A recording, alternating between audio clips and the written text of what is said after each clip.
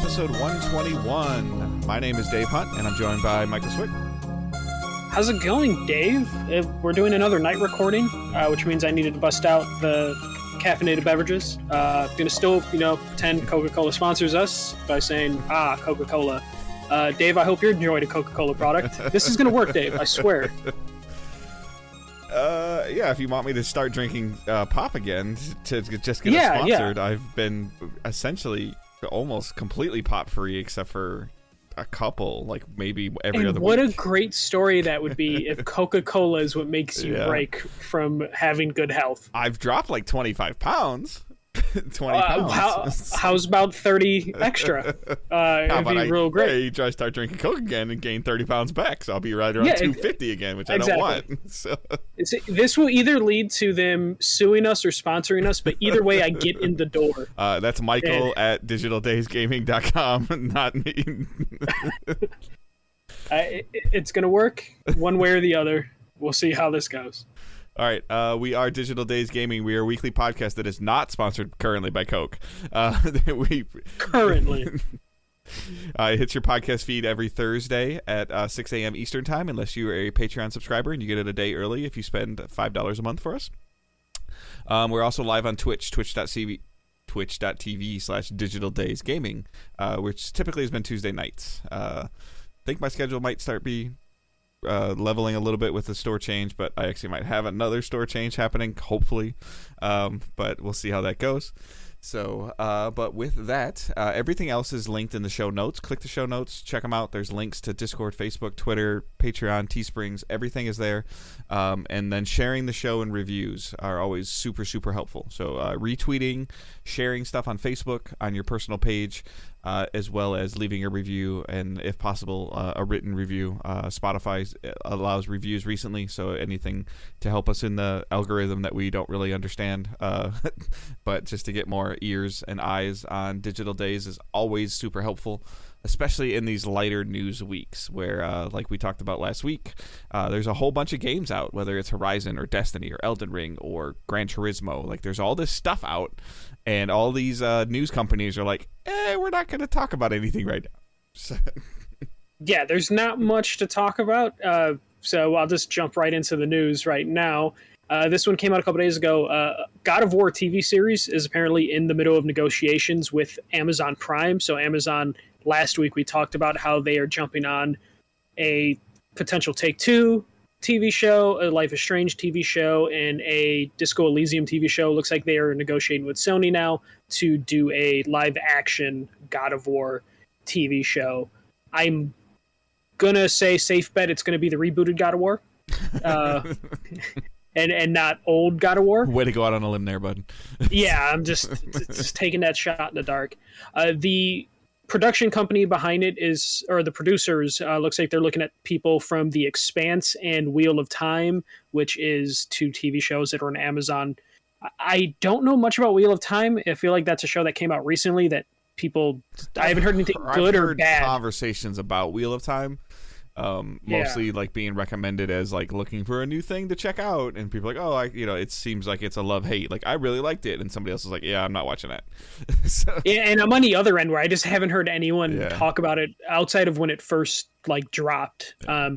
But then the other producers from The Expanse, which I heard a ton of people really enjoy, and I think it's on its 5th or 6th season. So. The Wheel of Time, kind of like a period, I think that has that medieval fantasy vibe, so they could probably do production-wise for a God of War thing. Mm-hmm. And then The Expanse is like a sci-fi drama that has a pretty deep lore because it's based on a book series. So this seems like a good team to work with it, and Amazon is still desperate for their Game of Thrones. And this is why they're putting $1 billion into the Lord of the Rings thing, and now they're. And I think they're also loading up. They're getting ready for their NFL contract. So they want to make sure that they have advertisements and things to get people to subscribe to Prime. And I believe you'll have to have Amazon Prime, I think, to watch the football games. So they're trying to just make it more fortuitive to have Prime and to start going after these things to kind of hold the people. So because what they don't want is people to essentially have Prime from Labor Day to Valentine's Day and then just drop it. Like, oh, I just have Prime for the football season and then I'll drop it. Like, they want a reason, and then they'll use the NFL, whether you like football or don't like football. And in terms of television ratings from the sports standpoint, NFL is king. And it gets a bunch of eyes, and so they can use this as a huge advertisement. Like, we've seen tons of trailer premieres during football games. We've seen tons of movie trailers, and just advertisements for shows, like, constantly, like during the Super Bowl, like, oh, check out our new episode of this, airing right after the Super Bowl. Like, they're trying to get people that are there because of how many eyes are there, and they need to have the content to show. Yeah, I'm sure however long, say the NFL contract's 5 years, I'm sure they have a table going like, okay, year 1 of the NFL contract will have the Lord of the Rings show. Mm-hmm. Year 2 of the NFL contract will have, God of War or Life is Strange. And they're going for like a wide range of different type of video games that it does feel like they're just throwing like a dart at a dartboard and seeing, what hits. But they're at least going with a wide range where it's like Life is Strange will probably be like the teen drama market. And then God of War is going to be the more mature market. Take-Two is going to be in between that, most likely. So they're at least trying a bunch of different things. And like we mentioned last week, Sony Pictures and Sony Movies or Sony Television are just having a field day right now by not being locked down to any particular They're the company. Ultimate free agent, like, right now. Yeah. And like Uncharted was a successful, so I'm assuming it drives up the price for God of War. They're looking at probably everything they can. The Twisted Metal stuff is going to be on Peacock. So there's a bunch of different venues for like PlayStation franchises right now, as opposed to, was it like 7 years ago when they tried to, do Powers on the PlayStation Store when they thought that was going to be a thing? Plus and users got like 14-day early access, and it just... There was Powers and Tester. Powers wasn't even terrible, but it was hard to find. Even like for you and I that were on the PS3 store at the time. I think it was PS3. Because Testers was like way before. It was a couple years before that. That was like their first run, and then they did the Powers thing exclusive on the PlayStation Store, which like it's so crazy to think that Sony even tried that. Back then, but now they're saying like, oh, let's just bidding wars. Like, why should we try and force everyone on our platform? We already have all the gamers on our platforms. There's no reason to just try and like jam all this content that people are going to just ignore. But then there was always the perception, and there was always the perception, and it was the reality, is that you needed to have a PlayStation to watch Powers, and that's just not the direction you want to go. Like this. Whether I don't even know. Like, you can plug so many things into into any. If you have an HDMI port, and just something as simple as a Google Chromecast, like you can almost watch anything through the apps now. So, having anything locked behind a platform is just not a good idea. Like, people, as long as you can mirror your phone to your TV, or I've seen people that even, I think my daughter does it at school most of the time. Like, she just watches something on her laptop now. She doesn't even really watch it on TV. She'll have her tablet propped open and she'll be working on her laptop and watching a show on her tablet. So like, no, that's definitely the case where everyone is just like kind of watching anything. So the idea that back then they were locking it to like, you have to buy this console that's like $200 to $400 depending on whenever the Powers came out. It was kind of crazy. But like, back to the TV show, I've been trying to picture like what this TV show is going to look like, and I can't quite figure out what I would want. I think of most of the shows that they're talking about. I think this. I mean, obviously, like Uncharted was doable, but like this is like this next step of like what I think is doable. Like you can make some CG crazy creatures that Kratos fights, but like at his core, like Kratos is a human being. I mean, he's a god, but he's a human being. But do you think they do the covered in the ashes, like, or can they go origin story and just kind of ignore that? Like, visually, I'm having a hard time. I mean, I think he has to be Kratos. I think he has to be the grayish, whitish color. Like, I think he has to be. Yeah. So, but like, how big is he? Because he's pretty big compared to other people in his world. So that's where there's like a little bit of a disconnect in my brain. The Rock would be an amazing Kratos. Oh God, he would be. only if they can dub a better actor voice over voice. him. Yeah. Body type. But like honestly, if they put Batista, like Drax in like dress him up like Kratos, probably can pull it off because he's like an abnormally large human being. To where you can probably get away with like a Batista. Obviously, the scary part is that better actor. They'd probably get like a no-name actor to play him. You know. Yeah. But because I think the voice actor for Kratos, he's probably in his 50s. I guess you could probably make it work. I just don't know. Like he's in shape, but I just don't know. Yeah, I don't. Yeah, he doesn't. Would it matter if his voice, like the face of Kratos? You know, like would his voice fix the cosmetic of his face? Like maybe. But it would come down to the acting at that point. I'm not saying that his face is bad cosmetically, but it's not Kratos. Yeah. But who knows? Amazon, because at a certain point, Amazon wants to make it their own thing. But obviously, you go too far away from it, and it's not God of War. It's just God of War by name. Yeah. It's just here's a guy with an annoying kid. Well, that's been the thing too. I've seen some headlines recently, like everybody's like freaking out that like Master Chief is going to take his helmet off in the television show. Like, what is he supposed to look like? Nobody knows because you've never seen it, so they can do almost whatever they want. It's like, what is Link supposed to sound like in Zelda? Oh yeah, and then that was the thing that like Nintendo was totally on board with doing a Netflix show, and then it was like Netflix like they're gonna talk, and Nintendo was like maybe not. Well, Link has talked in a cartoon. Yeah, but that is like Nintendo when they lost their way with that whole era of Zelda and Mario cartoons. Excuse me, princess. Okay. Yeah. Oh God. I know. I have a hard time picturing Kratos though. This is one of those things where Amazon's very like all over the place with the content they create. So part of me was just like, man, if they waited, HBO probably would have, after The Last of Us becomes a hit, would probably have been like, what else you got, Sony? And we could have got like a really cool HBO Kratos, but we'll get Amazon and see where that goes. Yeah, I just want at this point in time, I just want to see some of these television shows like we talked about last week. Like I'm going to watch the Halo show just because I'm interested in how they're going to turn Halo video game into a television show. And it's got a second season, so you kind of feel comfortable like investing in this first season. That was always the worst feeling. Like there was plenty of shows that I watched, and I remember watching even like in the last 10 years or so, like this is really good, and then I'm like, hey, what happened to this? And it's like, oh, mid-season cancellation. I'm like, oh, what? Yeah. So at least Halo. Halo sounds like it's obviously safe because it's got season 2. The amount of money they're investing in The Last of Us seems like that's almost a sure. Like, we're probably getting like 2 or 3 seasons guaranteed. Especially, I just feel like The Last of Us is a safer story bet than Halo. But again, I haven't played Halo like the other ones before. But in terms of like the story dynamic, I'm sure that it's amazing. But I think that the ability to branch off with Last of Us is easier. Well, no, because if you look at like I don't like The Walking Dead, but The Walking Dead has like 5 spin-off shows. It's gone for like 6 seasons because at the end of the day, it's just about the humans. Right. It's not necessarily about like the zombies or the obstacles they're facing. It's like character moments, and you're going to be able to do that with The Last of Us, which probably saves them time. And then especially in The Last of Us lore, they kind of get used to living in those scenarios to where like the zombie budget can go down over time. And it's okay because it's just like, oh, civilization's coming back.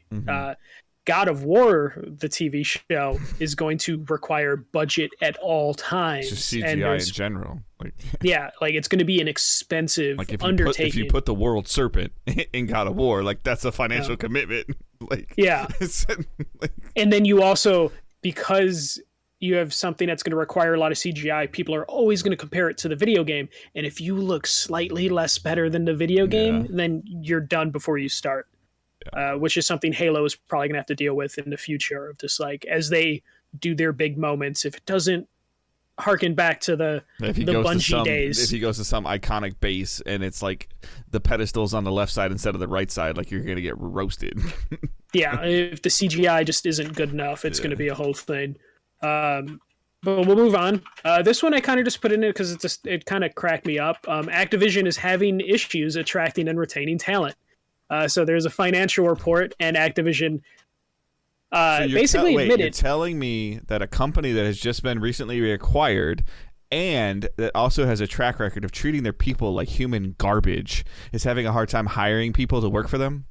Yeah, and retaining. Turns out people don't like to stay at these companies. So in his financial report, treating you like human garbage while making you work only on Call of Duty. Yes. So during his financial report, they said they are dealing with a ton of labor shortages and having a horrible ability in retaining talent, and they're blaming it mostly on the California lawsuit against them and the media attention surrounding their company, which you caused. Yeah. And they also admitted that 82% of all of their revenue comes from 3 franchises, and it's Call of Duty, Candy Crush, and Warcraft, which goes into what you just said, where people are just stuck making the same stuff. But I thought this was important to bring up because it just shows you that when those interviews they were doing where they were looking at the future of Activision Blizzard and they were worried, makes all it makes so much more sense on why Microsoft was able to acquire them. And then based on the information that we've received from the Bungie Sony acquisition of the only thing that this is probably going to do is lower the price that Microsoft is paying for Activision, because we've seen a humongous percentage towards retention goals, like retaining the employees. And like if Microsoft purchases Activision and then has to hire, as an example, 300 people just to get their games back and running, and like they're not going to be paying the money output. Like we talked about, like Sony wanted Bungie for what Bungie's doing. Microsoft wants Activision for what they own, not for what they make, for what they own. Yeah. You won't be hearing too much like, the money that is being spent on Activision, that's set in stone at this point. But you won't hear about additional money to retain talent because they're just not there anymore. Well, I think it's so you're going to see cost, that drop. Though. Yeah, I think the overall purchase price of this acquisition will be less than what was announced. I think they're locked in because of the stockholders. Like they told stockholders they were paying $95 per share, so I think they're locked into that. Okay. But again, there won't be a separate pool of money, for retention or anything. And if anything, this little bit at the end of it, they also admitted in the financial report that they weren't able to abide by California law by adding a woman to its board, and they blame the Microsoft acquisition on the fact that they couldn't hire a woman because the Microsoft acquisition was just, it caught them by off guard, and they've been too focused on that, even though they've been trying to fill the spot, I guess, for most of last year. And Microsoft, the other 11 months of the year, you couldn't do it. So now in the 12th month, when you're purchased, it's somebody else's fault. Yeah. So this is the type of thing where when stuff like this comes out, I'm sure Microsoft's not happy about this, of just like, what the fuck? And this is... Who lets this political, this PR person... release this stuff? Like, the problem is this was a financial report, so they had to be completely upfront and honest to their investors. And someone asked a way to word it. Because they're and the deal for Microsoft, they said didn't start until like mid-November. I didn't say political relations. I'm sorry, public relations. Yeah. So, it's late, but then that's that aspect of it. I'm sure someone at Microsoft is just like on the phone the next day, being like, "Really? You're going to blame us for this?" And just for that, your parachute that we're going to give you is going to be a little less bulky. A little bit more light. Yeah. And that is what's currently happening in Activision Blizzard. This thing is going to probably take forever. Like when reports like this come out. Suing them too now for like somebody's suing to stop it, right? Yeah, the stockholders feel like they're being lowballed, I believe. Like they wanted more money. Yeah. But it's like, not when this stuff's coming out, homie. Yeah, exactly. It's like, be happy with take your money and run fast. Yeah. Especially the investors are suing to stop it, but like, okay, you're successful. You have stopped this acquisition from happening. Now make the company make more money to make it worth your time. Oh, you realize that they can't do anything, but maybe Microsoft could have. Yeah, so your stock is now worth nothing. So I don't really understand how that lawsuit even works. Just people being bored. But yeah, it turns out if you treat people like garbage, it's really hard to hire new people, and Activision's finding that out, which is just... I'm believing more and more in my head of just like, oh, maybe Microsoft just guts everything once they get it, and then just are like, cool, we have these franchises and we already have 23 studios. We have so Candy Crush that's going to just print money backwards by itself. We have, Warcraft that's going to continue to most likely decrease, however slowly decrease in its users, and still generate a huge amount of revenue. And we can release a Call of Duty game, and even if it's trash, know that, which it wouldn't be, know that it will be a top 5 selling game for that year without question. Yeah. So, and as proven before, it doesn't matter who's developing it, because most of the people don't pay attention to who's currently developing it. So if and they we just can release your entire back library on Game Pass and get an X amount of a couple million additional subscribers that are giving us $10 to $15 more a month. Yeah. Would the average consumer care that 343 Studios developed the next Call of Duty? Yeah. No, they just care that a Call of Duty came out. Yeah. So news like that does not help any of the transition stuff, though. Last bit of news before we get into what's delayed. PlayStation announced a state of play for Wednesday. I'm only mentioning this now because it will be all out and decided by the time this posts on podcast feeds. So we can sound stupid for making random predictions. They did do the thing that I love that PlayStation does, that Nintendo does. They give you a heads up. This is only going to be 20 minutes. It's going to be PS4 and PS5 games, and there is going to be a focus on Japanese published games, though there will be a couple games from around the world included in this. Dave, any hopes, dreams for this? I think for a lot of people, I hope that they see something for Final Fantasy 16 at this point, right? Yeah, I keep going back and forth in terms of like... Well, I'm sorry, right off the bat, it's 20% or 25% of this time frame will be spent on Ghostwire Tokyo. Oh, God damn it. I see the look on your face, so you didn't realize that, but that is being made... Coming out, and it's being reviewed right now by people. So this is their last surge to sell this. So at least 20% of this time frame is going to be on Ghostwire Tokyo, and another 10 to 15% will be on Final Fantasy 16. So now we're almost at half of it on 16 and Ghostwire Tokyo only. So you're saying 5 minutes of Tokyo. Yes. And 10 minutes of Final Fantasy 16. Yeah, I can totally see them spending 5 minutes. 5 minutes on each. So that's half the show. Okay, so yeah. Do you think Final Fantasy 16, because it's a Final Fantasy game, deserves to have its own state of play, or specifically mention in this, announcement that, hey, we will be talking about 16? Yes. Well, are we supposed to get it this year? We were supposed to get it in maybe spring, summer, but then they said they delayed it, but they didn't say when. I think that this would be the time that you show something cool and you date it, or window it of holiday 2022 or something, and you window it, and then you have more time later in the summer or in September, October to give it its own dedicated state of play. But this is after Gran Turismo, and then we're going to talk about it. But I don't think it's exclusive anyways. I don't remember. But Forspoken's been pushed. Well, it's Japanese published, but it's Western developed. So we'll get into that in a couple minutes. Right. But is Forspoken exclusive or not? It is. Yes. It is PS5 exclusive. Yeah, sorry, I was having a brain freeze there. So that's been pushed. So, and featuring Japanese studios, and I saw a little bit of on Twitter, and people are like, Japanese studios, where? Who? Yeah, well, that's the thing. Well, they specifically said, like, partners and publishers, which means your Square Enix, your Capcom. Maybe we see Street Fighter here. Yeah. Since we only got the teaser at the other one, that would qualify as a Japanese developer. Square Enix would then be Final Fantasy 16. What's the Bayonetta-like game?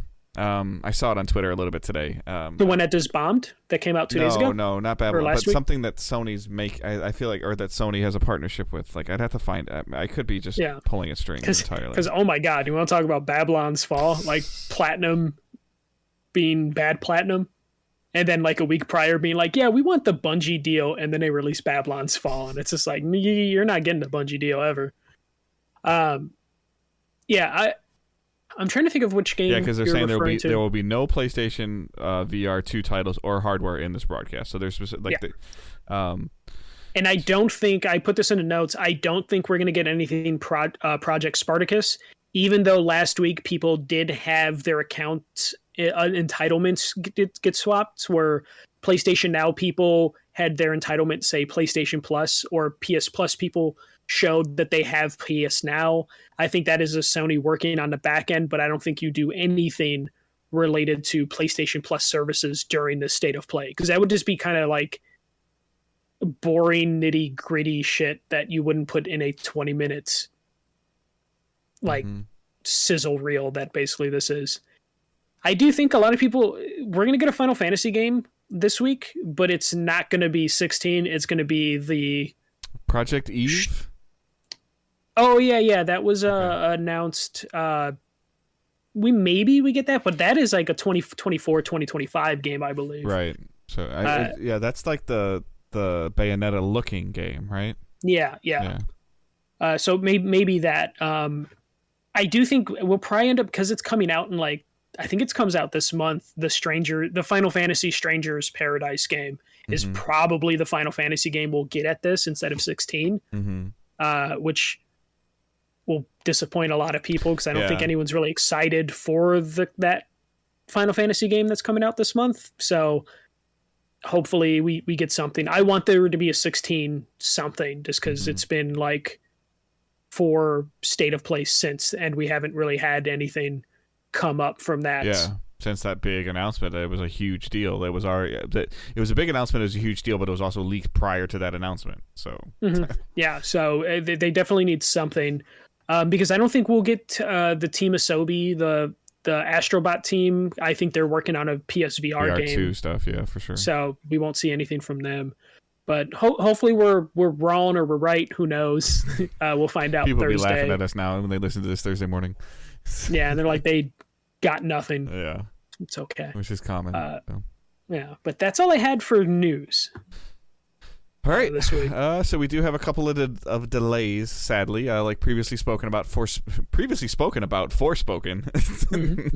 The game Forspoken has been delayed till October 11th. Original release date was May 24th. I'm actually sad about this. I've seen a little bit more around Forspoken lately, and it looks super, super interesting. It's something that I thought was in a great time in the month of May, because it's really, really bleak. After like Easter to like 4th of July is really, really bleak looking right now, and now it's even more looking. Gotham Knights, please get your butt into the right spot ASAP. God, I'm hoping that Gotham Knights is one of the games from around the world that they're going to talk about tomorrow, because God, I just want to know it's alive and well. I need to put that on a milk carton, just because I'm it's worried. Something I want, and I want it so bad, and then the Batman movie being out is not helping. Helping my desire to want more Batman stuff. So over under if this delay will prevent Square Enix from coming out saying they were disappointed by the sales of Forspoken. That happens anyways. I know it's a Western developed game, I believe too, so it's almost a guaranteed lock. But will Square Enix say anything about Babylon's Fall? Because I believe they're publishing Babylon's Fall, which isn't Western developed. No, because they'll be in their own little bubble. It's probably in that company's contract. You can't talk bad about us.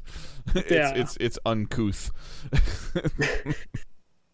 And then in another game that's just in development hell even when it's released, Halo Infinite's co-op and Forge delayed to later in Season 2, originally expected at the start of Season 2, and the multiplayer creative director has also left the studio. Just a double whammy, because I think Friday they announced the delay, and then Monday it was like, multiplayer lead is leaving the team as well. Now the multiplayer at its core, I thought was solid. Like it had a good foundation. So maybe what this guy did in terms of directing it, or whatever direction 343/Microsoft is trying to take it now, he's like, yeah, I'm out. But the foundation is still solid. I just think they made some dumb choices in terms of XP locking and decreasing XP. Like it's just not a good idea. And just the length of the season, because right now Halo Infinite feels stagnant. Yeah. Because the season it's going on too long and it's not done. It's still got another month or two. Full disclosure, the only saving grace for this, and I've been saying this for months, is that there is minimal risk to an extent with Halo Infinite's multiplayer because it's free to play. If they fix it and people like it, there's no risk of investment. Like, and then this is great. Now I'll invest. and I'll buy the bot. I'll buy the progression faster. I'll buy the season pass. Like, oh, now they've done, like, we're 6 months out. Hey, they got season 2. Season 2 is good. Oh, now they're talking about season 3. Season 3 looks even better. Okay, I'm game. Like, I'm in. Yeah, it's a shame that, like, Halo Infinite, like, it didn't have, like, the best launch in terms of, like, stability, but it had a good launch for a multiplayer game, and it just seems like they just fumbled, because I was happy with it up until, like, December, and then we rolled into January, and then I was just like, I'm done. Okay, yeah, you're like, 60 or 70 days into a season, and you're like, okay, I can tolerate this for another 2 or 3 weeks. I can take a break. I can come back in 3 weeks. Oh, the next season's in May. Like, yeah, it's one of those things where, like, you know, the people at the top are going to be like, why didn't Halo turn into the next Fortnite? You know, and it's going to be like, because you guys fucked up. It's nothing on the community's end. It's, you started pretty well where everyone was talking about Halo for like a month, and then they just didn't have a game plan with what to do for the rest of the year or the rest of the season. And it's just, I don't know, season 2 better have, one, be shorter, but also have an actual roadmap and have stuff to do throughout the season. Because I feel like they ran out of stuff to do, but then at the halfway through this season. Microsoft has done such a great job of damage control with Game Pass, where they're like, all right, well, Halo's shitty, but hey, you get Guardians of the Galaxy. I was like, oh, cool. Like, yeah, no, for sure. But in terms of, like, you know, they're lucky they named this Infinite, because then they can make an excuse on why they don't make another Halo. Yep. But, like, they can't really do anything right now until they get this going. But they have the ability to come October or November say, hey, look at all the stuff we changed 1 year out, our 1 year anniversary. Look at what we're doing. Our seasons are now 12 weeks. Like, they can say our seasons are now 12 weeks and use that as a bullet point. When 12 weeks should be the standard, but they can There's be like, less. hey, we're listening to you guys, and we've compacted our seasons down to the same length of time that a normal season is. Like, yeah, I just want them to be in a place where they can survive enough to go through 2023 and take advantage of there being no Call of Duty potentially, because, like, I just don't see Halo Infinite being, like, at the top of anyone's minds come a year from now, based on what it currently is at. We'll see what happens with season 2, and maybe having co-op and Forge delayed, you know, towards the end of season 2 will end up doing them a favor, because then there's something now at the end of the season to look forward to. If this comes out, season 2 starts in May and it's bland, but then it's season 3 is like August, and then season 4 is November, and then those are hitting, and those are getting things and getting the loops, and they're figuring out, like, ways to keep the player playing, instead of, like, I think you had said it a month ago or 6 weeks ago, you're like, yep, I sign on, play my 4 games, and then I play another one and I realize I'm not getting XP and I walk away. Yeah, and that was an improvement over, you know, what previously was, because I still think it's one of the best playing Halo games. Yeah. And it's one of the best multiplayer experiences. If you don't see a bar filling up, you're just like, what am I doing? Yeah, and I didn't realize how much of, like, an animal brain I had until I was playing that game, and I'm just like, oh, I don't see progress. There's no carrot. Like, I don't care. And I haven't played it since. Actually, I haven't turned on my Xbox in about a month. Yeah. But that's just because there's just been a lot of stuff on PlayStation to play, for the most part. But I mean, I played the hell out of it in January and February, obviously, with some of the stuff, and but I mean, like, I own Guardian, so that's not going to get me go back in there. I'll go back in there for MLB, because that's probably going to be the only way I get to watch baseball right now. Man, MLB is going to get so many extra sales for that. Yep. I can't wait for MLB Network to just play simulations of MLB The Show. Hey, we're gonna take it live to the streamer that's playing their regular season as the White Sox, and where you guys could just watch it every Tuesday night at 7:00 at night. Dystopian futures. Yeah. All right, so that's it for news and delays. What we're playing and watching, again, it'll be somewhat of a compacted what we're playing and watching. So for me, it was still Witch Queen, Destiny 2, the Witch Queen. I did the raid on day 1 with the contest modifier. I streamed it, and it was tough as I expected. I did actually, our clan did clear the first encounter. Which full disclosure, contest modifier, no matter what your power level is, automatically caps you at essentially 2 levels below what you're playing. So there's nothing you can do to get yourself any higher. Like Destiny's known for being on power. You can be on power or over power level. This one automatically handicaps you under power. And it also, I think they haven't publicly came out and said this yet this week, but I predict that this will be the most played day 1 raid that Destiny or Destiny 2 has ever had. They pretty much came out and said, you're smashing our servers. Like they did the thing, they had to do the thing on raid day of where if you were a free to play player, you were not prioritized onto getting onto the servers.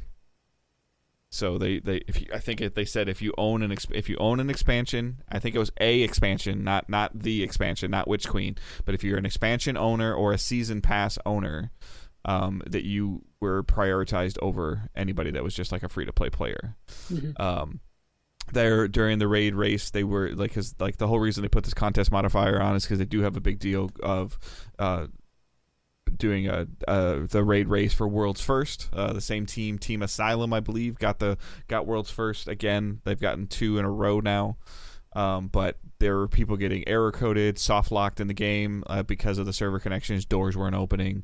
Our team was having some minor issues with rally flags, which allow you to like you start the encounter and you have like all your ammo and everything given to you. You don't have to rely on finding ammo bricks. But it was fun. The mechanic is interesting. A lot of you popped in and out of the stream, and that was super helpful. I was just streaming from the PS5, sitting on the couch, and it was fun. Just the challenge. And now it got extended, and normally it's just 24 hours. It got extended to 48 hours because of the server issues, and then they turned the modifier off, and this is what Destiny is. Like, we were having a problem in the second encounter getting the boss down to half health.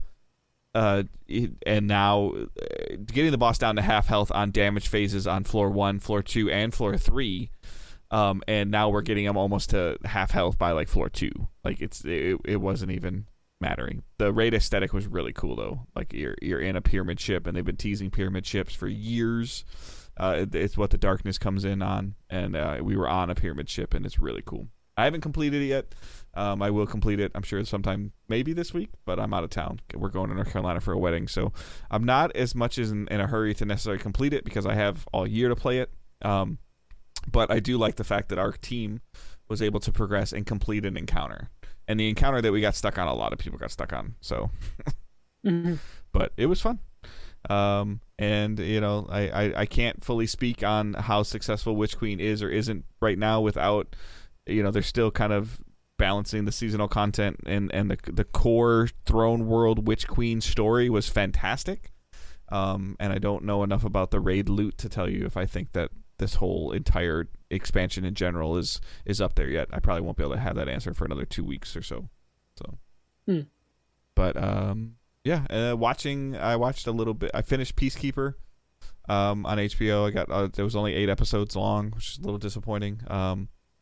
Very interesting storyline. I don't know, as many of you guys know, I'm not a huge comic book reader, but I do think John Cena as the Peacekeeper character did a good job. I was interested in the storyline, and I will, if they do more, which I think they are, I will check it out. So it's on HBO Max. It's good. It's gory. It's on my list of stuff to watch. I just haven't gotten around to it. I mean, I wouldn't rush to it. It's there. You know, if one of those days that you're not feeling well, like, oh, I'll watch a couple Peacekeeper episodes. You know, like, I'm not saying it's bad, but it's nothing that I'm like, oh, you gotta see it. You know, like, it's nothing like that. So, that's it for me. Yeah, for me, it's Elden Ring has kind of consumed me, which is like crazy. A lot of people. Yeah, it's. I'm not a From Software person. You know, I tried Demon Souls, couldn't really get into it. Tried Demon Souls when it came to PS5, couldn't get into it. Tried Bloodborne, couldn't get into it. But something about Elden Ring and its open world aspect is just calling to me, to where I'm just absolutely addicted to just finding stuff, because it is a gigantic world. Like, I'm constantly amazed how big the world is, and then it just does things because it doesn't explain stuff to you. You know, you have your map, it's covered in fog, you uncover stuff as you go through it, but then you can find pieces of the map and then it'll fill in the map for you, but not in the traditional sense of like, you know, a Horizon or an Ubisoft game where it's just like, oh, here's every icon when you find the map charted on there. It's like, no, it's an actual map where there's just like little like drawings on it where it's like, okay, that looks like that could be a castle, or that looks like something that could be interesting, but I'm going to have to actually go there to confirm what it is. And then finding mini bosses or big bosses. And the game is still, you know, the From Software super difficult aspect of it.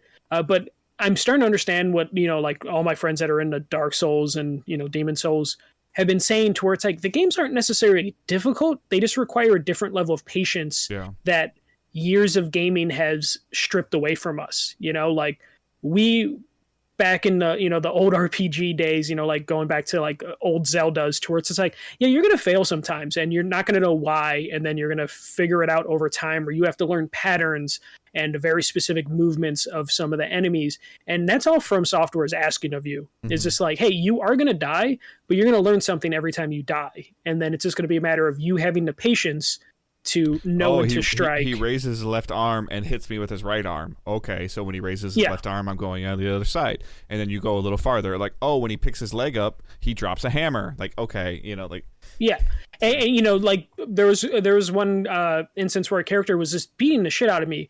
And it was at a certain point, I'm like, okay, let me just step back and let them do all their animations that they want to do. And then realize like, oh, so they do 4 different attacks. And then the 5th attack, their blade gets stuck in the ground. Yeah, it's the 2022 version of Mike Tyson's Punch-Out. Yeah, you just have to be patient. And it's something that, like, the times I've died are the times where I just think it's another video game. And then it's just like, okay, slow down and, you know, figure things out. And there are instances where I just run across a boss that I'm just not capable of beating because I'm just not leveled up enough. But the good thing is, because this is an actual open world game, I could just leave that area and just come back and be like, you know what, like, I am not ready to be here. You're not bottlenecked and stuck of like, I have to stop playing because I can't beat this guy because I'm not good enough.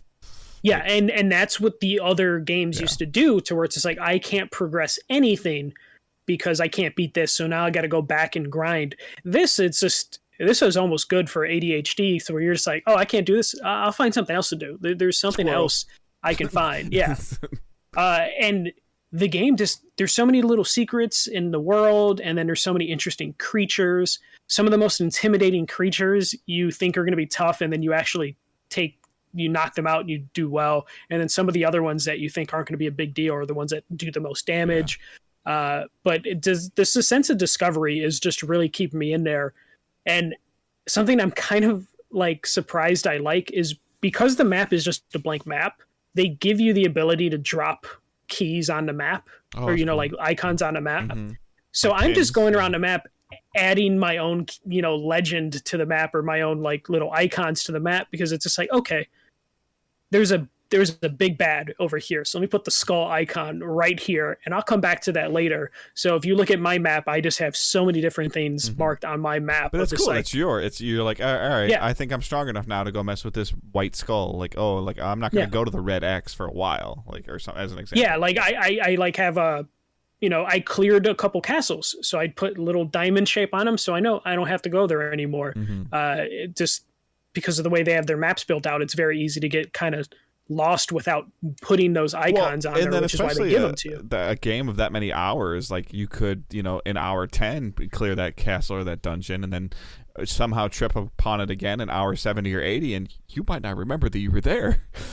Well, no, and it's definitely happened a couple times where I approach something, I'm like, have I been here? And then I walk in the door and get killed by something. I'm like, oh yeah, I've been here. That's happened a few times.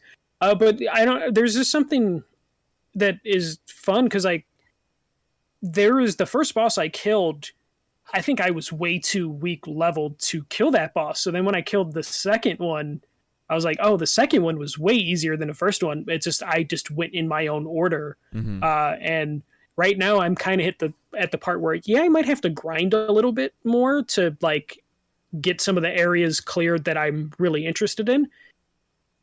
But the world, I'm still discovering everything, still unlocking stuff, to where it's just like, okay, you know what? I'm just going to circle around the map, and then hopefully by the time I do the circle, I'll be strong enough to get through this area. And even if I do get stuck and I hit a bottleneck, I don't mind. Like Elden Ring is a game that if I don't finish, I don't think I'll be upset because I'm already getting so much enjoyment out of the 12 hours that I've already put into it. So I'm just really into this, and this is like surprising that I'm like really into a From Software game at this point, to where like this and Sifu are like at the top of my list now for game of the year. I know we're only in March, but like I keep my list throughout the year, and this is up there. And you know, I haven't played, Horizon yet. I probably won't be able to play Horizon until like the summer. So you still got to do the first one, right? Yeah, but Sarah played the first one and I watched it because it was during lockdown. So it'll probably just be both of us playing the second one. But Elden Ring just showed that, man, we're having a really good first half of this year. I have no idea how the rest of the year's going. For me, like Nobody Saves the World, and then Horizon and Horizon and Witch Queen. Like, I mean, I'm gonna play Forbidden West next, and and there are a couple things that will help ride us out.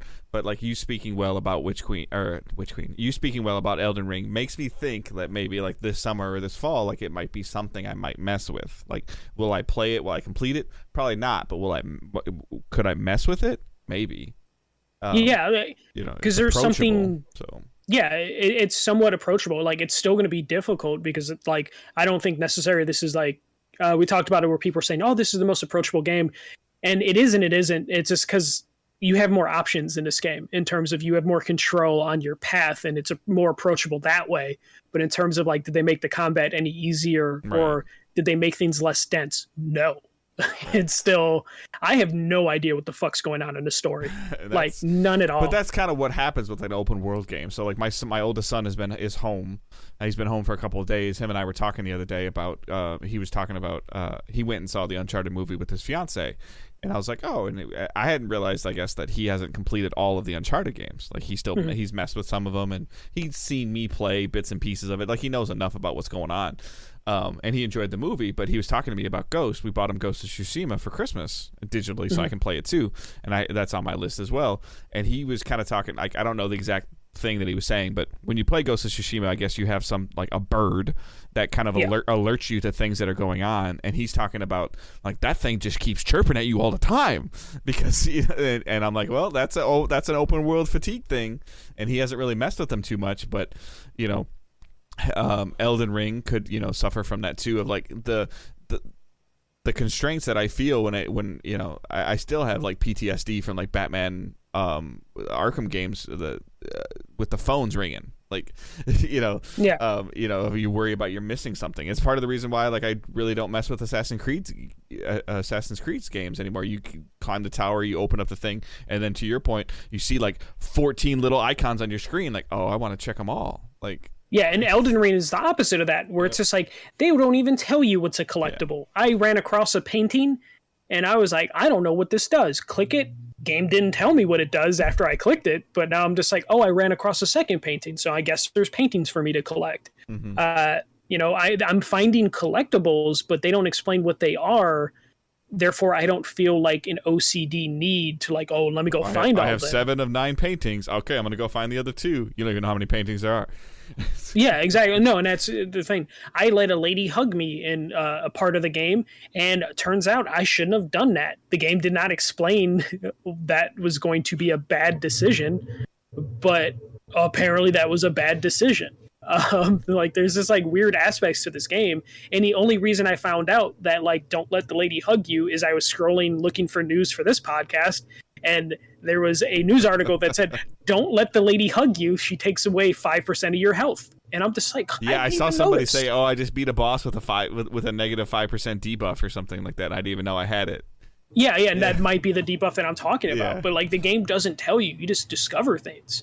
My friend who's put like 40 hours into it, I was looking at his character's like costume, and I'm just like, what the fuck? That looks amazing. But I haven't found any way to like really upgrade my costume or my outfit in any specific way. But I found a tailoring kit, but I have no idea how to use it. Right. And I'm not going to look it up. I'm just going to hope I figure it out myself. Yeah. Like somehow you stumble across something that somebody's like, hey, I see in your inventory you have this thing. I can help you with this. You're like, yeah, it's cool. Yeah, yeah. So super enjoying Elden Ring. That's all I've been playing. Sorry, Dying Light Love 2. comes with a price. For you to hug somebody, yeah. Rogue 77 in the chat. Love comes with a price. If you love the lady, you lose 5% of your health. It just, they trick you because she's in the safe zone, and they say no harm can come to you here. No, I'm lying. But yeah, so I did that. That's all I've been playing. Dying Light 2 kind of just fell off a cliff for me, where I'm still trying with that, but there's a reason why they released it before Horizon and before Elden Ring. They knew they had a window, and it's just really hard. They hit it. They hit the window that they needed to hit. But for people that are maybe in their backlog or are playing or were kind of planning out their year, it just doesn't fit. So yeah. So that's it for playing. I watched AEW Revolution on Sunday. Fantastic wrestling show. Like, that was a good pay-per-view. The MJF CM Punk match is one of the better storytelling moments in wrestling. It's one of those things where even if I show Dave clips of like the lead-up stuff, like a highlight reel of like the promos they did before the match, you would be able to get some enjoyment and follow along the story, which I think is rare for wrestling to be able to do a story that isn't embarrassing or cringe. They basically gave one of the bad wrestlers, the heel wrestlers, an origin story. They gave him a villain origin story and tied it into another wrestler's entire career in an interesting way, even though they never interacted up until a couple months ago. So AEW really good, but oh my God, wrestling shows do not need to be 4 hours long. Like, I love wrestling. I cannot sit through 4 hours of wrestling. I had to watch it over the course of like 2 nights because it's a big ask to be like, hey, sit down for 4 hours of wrestling, even though every match was good. Sit down for a movie and a half. Yeah, and this isn't like, the Super Bowl's like 4 hours long, but there's at least commercials in between it. Halftime shows, you can get up and walk away, like a wrestling pay-per-view, you have like 10 to 30 seconds between matches, and it's just like, oh God, like I don't know how the crowd was able to like stay active throughout the whole show, but they were, and bless them for it, because like you definitely need the crowd pumped for that entire time. I saw a headline today. I didn't click on it. I saw it. I don't remember if I saw it on Facebook or on Twitter, but is Steve Austin doing something for WrestleMania 38? Yeah, they're teasing. They've been asking him. His neck like fractured like 9 times. So he was still he broke his neck like in 97. Yeah. And he was still able to wrestle until 2003. The only reason he retired is he didn't want to do a story angle. Like he retired healthy. Okay. They've been trying to get him out of retirement since 2003. And apparently they have finally thrown so much money at him that he's willing to do something. Okay. And he's picking a wrestler he can have like a good match with, not like an amazing like match that's going to put him at risk. They found not a steel cage ladder match or something. Yeah. They found someone who's a safe worker that will make him look good. And I think that's all he cares about, is like getting paid and not embarrassing himself. And also WrestleMania is in Texas in the Cowboy Stadium. So they're trying to pull everything they can to sell out that stadium. Okay. So Steve Austin sounds like he's coming back. When is WrestleMania 38? April 5th or something like that. First or second week of April. Like, I don't know enough about wrestling, but isn't there like, there's a physicality to it of like I haven't seen Austin recently, but I mean, do you think he's in wrestling shape? So he does like a TV show on like USA or a podcast. Network. He's got a big podcast too. So Yeah. He looks like at least when we see his arms, he looks like he stays in enough shape. I don't know what he'll look like if he takes his shirt off, because he's like a 55-year-old man. But he's gonna look like 50 Cent. That's what he's gonna look like. his style of wrestling never really required him to like. Yeah, he did. Yeah, he was hand to hand for the most part. Like, hand to hand and stomps. That's literally all he really did. He was a character. He was like one of the first characters, like his beer and all that stuff. Like, so it's not like The Rock. The Rock is stuck forever having to be in crazy shape. The Rock is stuck forever being The Rock. Like, Austin can get away. Like, he literally would just drink beers after matches. So it's like no one's expecting the Stone Cold to be. Nobody's gonna be shocked if he has a beer belly.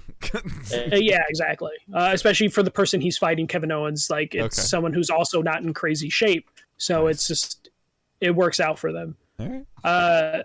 But yeah, watched AEW. That was a really great pay-per-view. Just like, WrestleMania is 2 nights, so they're going to do like 6 hours of WrestleMania. I can't sit through all that. WrestleMania is in a month. Less than a month. Yeah. April 2nd. Yeah. Wow. Yeah. Yeah. So first week of April. Wow. And it's 2 nights. So 2 4-hour nights? I think last year was 2 3-hour nights. Okay. So we'll see if I can get through that. All right. You watch anything else? No, that was pretty much it. Just Elden Ring and Elden Ring. Okay. Like, all right. Questions and comments. You can send us questions using hashtag AskDigitalDays like Anthony Allen did. He said, why are board games exclusively the domain of cardboard or mobile? I'm a board game junkie, and it seems to me like there's a huge opportunity for revenue missed on consoles. Catan would lend itself well to a console iteration. Lords of the Deep, Terraforming Mars, etc. I don't know who any of those games are. Do you guys play board games? This is definitely more of a question for Michael, however, because I know Michael plays board games, I believe. And sometimes. Yeah. For me, I would totally be game for a digital board game to play, whether, even like against somebody like my brother or even my son in Kentucky, or against any of the other group of friends that I have that play video games with a broad statement like, hey, it might be cool to play Monopoly once a month with like 6 people from across the country. Like, that would be, fun. We do have a good time periodically when there's enough people at home playing Uno on the TV with our phones. Like those things, those are fun. And the thing I love about them best is I don't got to shuffle. I don't got to clean them up. I don't got to put them away. So I would be, I'm old school, but like playing the game of life on console, like, cool, sign me up. Like against Michael in Chicago, like, and we could just, play the game and then jump offline or whatever. Like, yeah, I'm game. Like,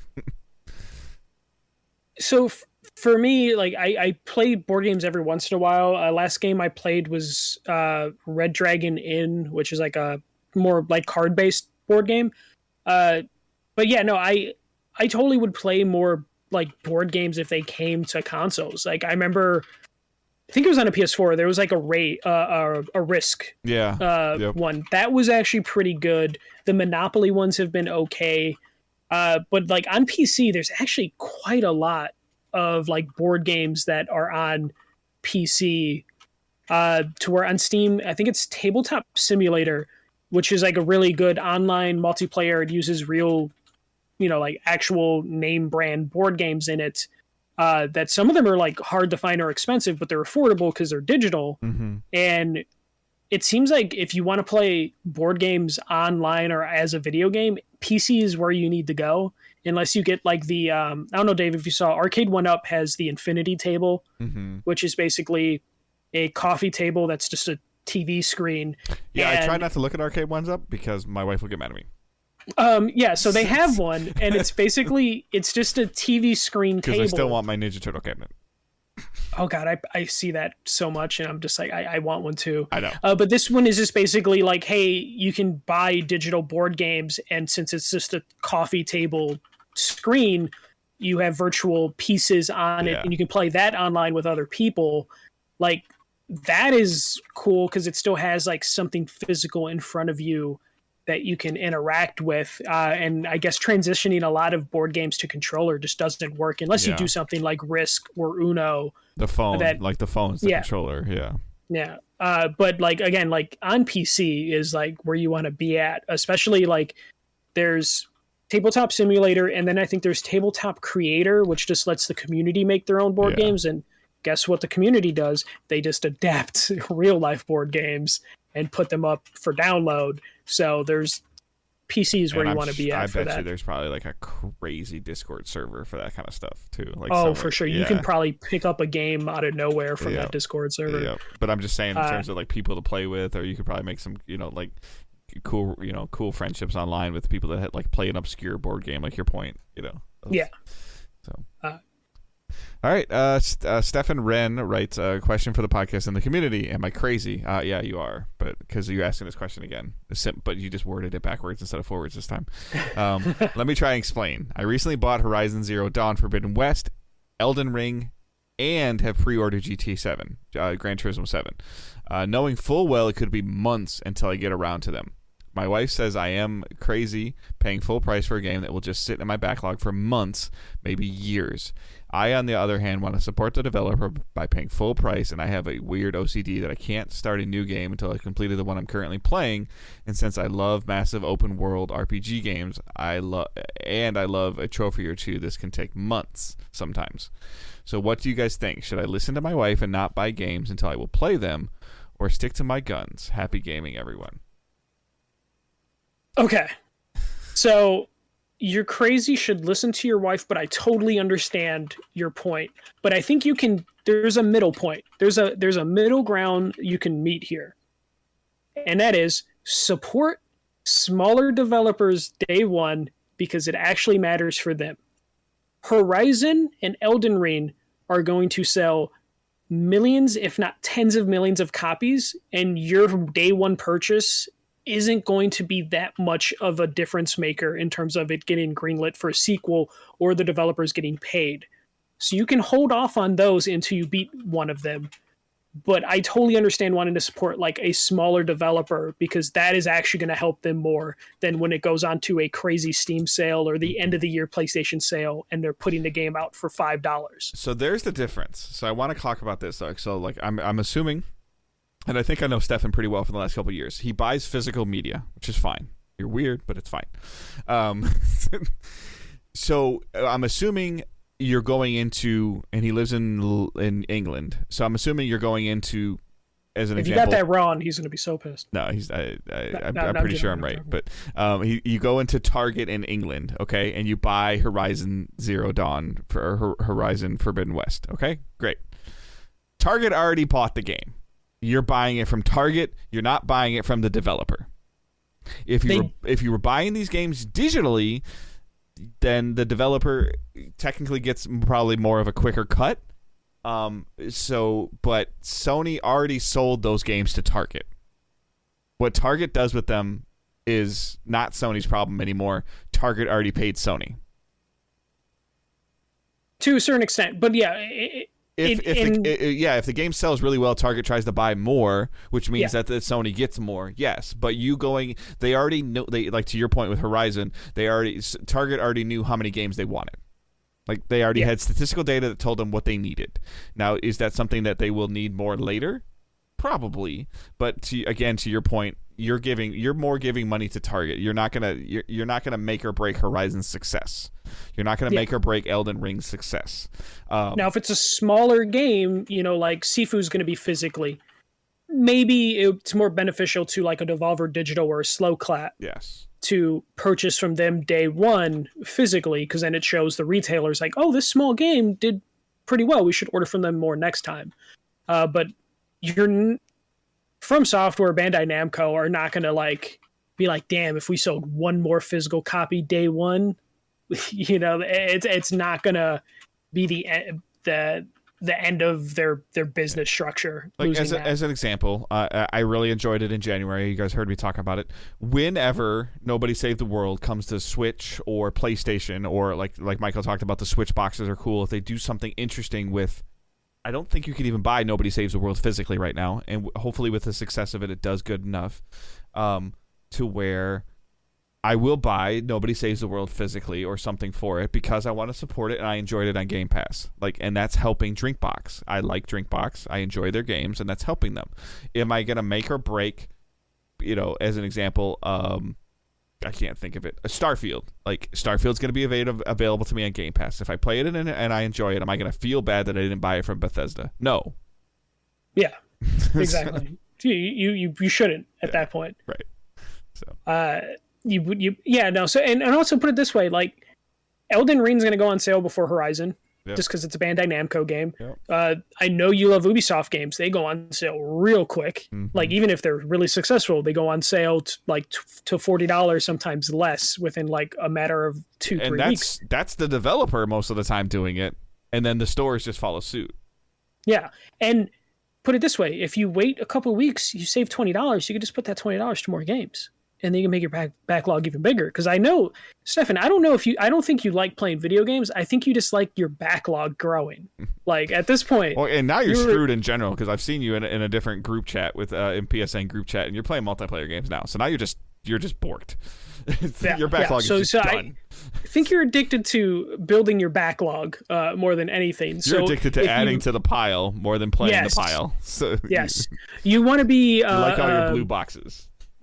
You want to be Scrooge McDuck in his money pile, swimming around, but you just want it to be sealed games that you're going to open one day. If you just wait a couple weeks, get them on sale, you could just buy more games, and you just keep this building, and then your backlog can last forever. So I love Stefan. He's been around for years. I know. We're just giving him shit. But yeah, no. Horizon, Elden Ring, Gran Turismo. If you buy it day one versus 3 months, you're still supporting developer. They don't really. It doesn't matter. I almost feel like it's kind of different.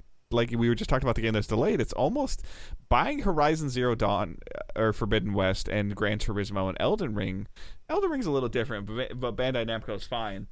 I almost think purchasing a game like Forspoken is more important than purchasing a game like Forbidden West.